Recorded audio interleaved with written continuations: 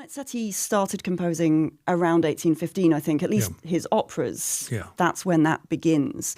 So there was one very big name, one big kid on the block at that point in operatic terms, and it's Rossini, isn't it? Yeah. And the interesting thing is there was a famous other composer at that time, Pacini, who actually wrote memoirs and said, of course I wrote like Rossini. It was the only way to make a living, at that time. And Rossini was the only show in town, particularly so far as serious opera was concerned. Comic opera is slightly different. Funnily enough, we know him now for comic work, but in serious opera, you really couldn't avoid Rossini, and that meant extremely florid writing and also a coolness, if you want. It's called as bel canto, but this sort of a sense of being uninvolved. But those two things go together, don't they? That florid writing, what we'd call coloratura, I guess, often this coloration of particular kinds of really virtuosic decoration. But there is something that can't be too involved. That kind of virtuosity has to happen at a distance, otherwise you couldn't